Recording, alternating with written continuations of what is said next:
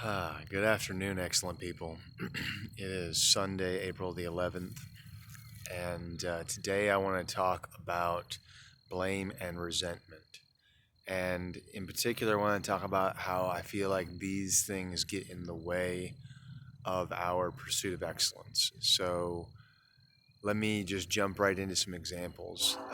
I have a Facebook account, like many people do, for myself, and I have more friends on Facebook than I actually interact with in person. And there have been times in my life when I've actually culled my friend group actively in order to maintain a tighter network. But in recent years, I've allowed it to grow bigger, and in particular, there's a lot of diversity of opinions, and so there are people on there who talk about things and value things in ways that are very foreign to me. And so I'm on Facebook and I see a post from a person who fits the description I just gave, and she's posting about basically blaming big corporations and billionaires and whoever the hell else for gaming the system and making our world bad. And it was couched in the language around taxes and taxation and talking about welfare and social security and socialism and this and the other. And it's the same narrative we've all seen, right? But the problem with the narrative, especially when it's being actively repeated on the grassroots level, is that it's a blame game. And so now this person who's going to sit here and cast dispersions and cast blame is not out there taking responsibility for whatever she can, right? And I'm not saying she needs to take responsibility for other people's actions, but I am saying that when we blame others, we disempower ourselves. I think that's the key. And I believe that excellence and aiming at excellence, the mission of this project is to inspire people to be better people, but in particular, it's to inspire people to be better at being better people. And what I mean by that is I want to provide food for thought, and I want to provide guidance where I'm able, and I want to create interesting conversations where I'm not able to provide guidance because I'm not qualified. And I want to have these hard conversations about how do you set yourself up to be as excellent as you can be as an individual, as like inward facing, and to others in that outward facing sense. And I believe that blame is absolutely undermining of that that goal, that aim. I believe that blame shifts the responsibility outward, away from you. And whenever you shift responsibility away from yourself, you lose an opportunity. So every time that you take responsibility, you gain an opportunity for growth, for moving yourself towards excellence. And every time that you shift the blame, you lose an opportunity to aim at and move yourself towards excellence. And I think that's kind of what stands out to me as the key flaw with blame.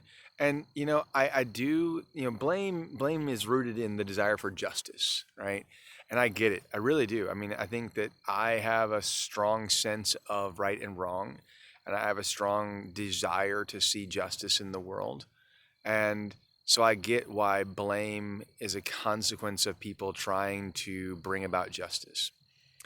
But like I said, I think that regardless of its motive, its actual tangible consequence is it disempowers you from taking action on whatever it is that you blame someone else for.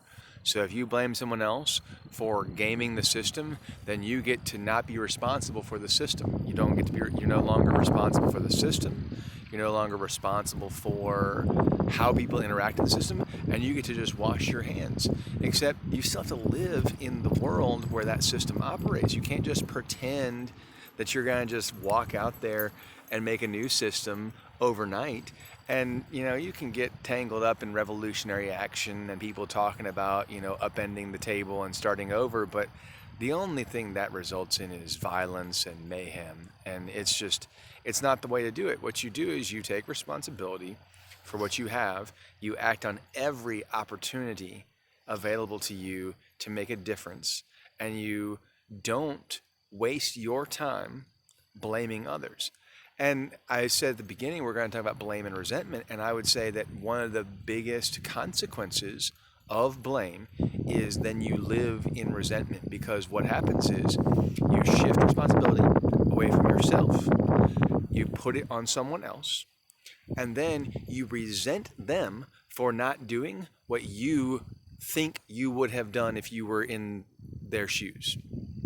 And so then, instead of living in this world of difficulty and challenge, having taken on a responsibility, and now you have to figure out how to deal with, how to manage that responsibility, instead of doing that, instead of taking that on, you're now in this world of disempowerment and unhappiness about things and people that are not even in your scope. I mean, you're pissed off about billionaires. I mean, how many billionaires do you know?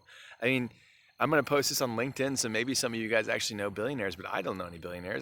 I think I might know a millionaire or two, kind of like at a distant remove. I think I know some people who know some people, right? It's one of those things where you got that, like, what is it, 7 Degrees of Kevin Bacon or whatever the game is, where you connect the people through the people. I mean, that's kind of what LinkedIn and the social networks are based on anyway. So, I mean, that's all a little bit just, a little bit of fun. But, the actions of billionaires are outside. There might as well be weather. I mean, it's weather, where it's like, I'm not going to get bent out of shape about the weather. I work outside, and so I have to deal with the weather on a daily basis. Oh, this is Pete, by the way. He's out here checking out the grass. He's very good for hunting small rodents. So my point, though, was that, like, the actions of billionaires, there might as well be weather. I mean, I honestly feel this way about politics too, but I know that I am maybe a minority opinion in that regard, because politics has become the national sport of the couch jockeys of America, but that's for another day. I don't know that I have a lot more to add to this, so instead of killing another 2.5 minutes, I want to just sum this up one more time and say, if you take responsibility for anything that you can, you gain opportunity to make a difference. If you shift blame for anything you can, you give away opportunity for making a difference. Simultaneously, if you take responsibility, you derive the positive psychological benefit of struggling to make a difference, succeeding often if you struggle well, growing, meeting new people, developing community, etc., all the positive things, right? On the contrary, if you shift the blame, give up your opportunity to act and make a difference, you then live in resentment as you sit back and judge the actions of others by the standards of you, who has no skin in the game because you gave it away. So, my concluding thought is, whenever presented with the opportunity, take responsibility, do not shift blame. And that is a key tool, we'll call that a tool in the path towards excellence. I appreciate you listening. Please leave feedback in the comments. I'd be happy to discuss this further. I'd be happy to hear if you think I'm wrong or if you think there's particular parts that are right. And I will implore you, as always, to aim at excellence, be as good as you can be, go out there and live well. Thank you.